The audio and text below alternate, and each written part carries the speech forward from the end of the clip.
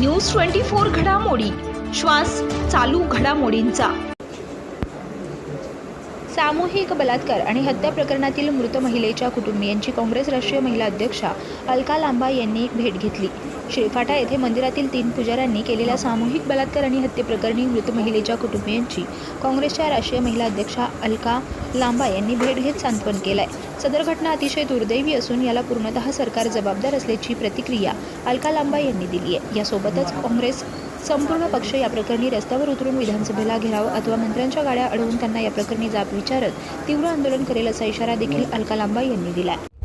देखिए, अगर आप बात करेंगे तो ये सच्चाई है आज देश की कि महिलाओं के प्रति अपराध में बढ़ोतरी हो रही है।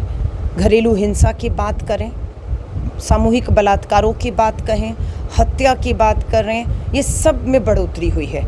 आज दुख और दुर्भाग्य है कि आज मैं राज्य कार्यकारिणी की बैठक के लिए केरला से सीधा मुंबई आई और आते ही पता लगा कि नई मुंबई में जो है यहाँ पर अक्षिता नाम की एक 30 साल की महिला जिसका 3 साल का बेटा भी है, वो 6 तारीख को घर से लापता होती है।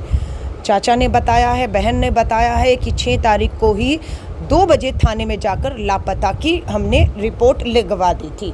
6, 7, 8 3 दिन तक महिला को नहीं खोज पाए कि वो महिला क्यों, कहाँ, किस हालात में है। अगर वो पहले खोज ली गई होती तो शायद वो हमारे बीच में सही सलामत और ज़िंदा होती, लेकिन खोजबीन में कहीं ना कहीं लापरवाही बरती गई। 4 दिन तक महाराष्ट्र के इन्हीं इलाकों में वो थी और उनके मोबाइल भी थे, अंतिम लोकेशन भी पता की जा सकती थी, लेकिन सब में मुझे लगता है लापरवाही की गई कि जिसको मैं अभी जिसकी सच्चाई नहीं बता सकती हूँ। पर ये कहा गया कि एक सामूहिक बलात्कार हुआ है, मंदिर के आसपास हुआ है, मंदिर के लोग शामिल थे और हमने उनको, पुलिस ने बताया, अरेस्ट कर लिया है। जबकि परिवार का ये कहना है कि वो लगातार घरेलू हिंसा की शिकार हो रही थी, उनसे पैसे की मांग की जा रही थी, वो बहुत बार अपना ससुराल छोड़ के मायके 2-2 महीने रही हैं, बातचीत हो रही थी, समझाया जा रहा था।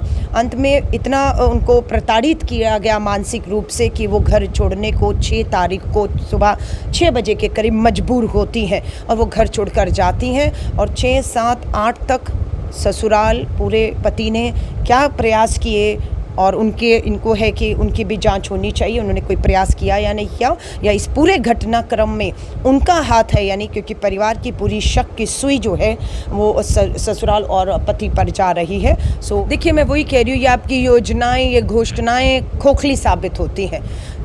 9 साल की नाबालिग बेटी के साथ भी, बच्ची के साथ बलात्कार हुआ है, उसकी हत्या कर दी गई है, थाने की घटना है।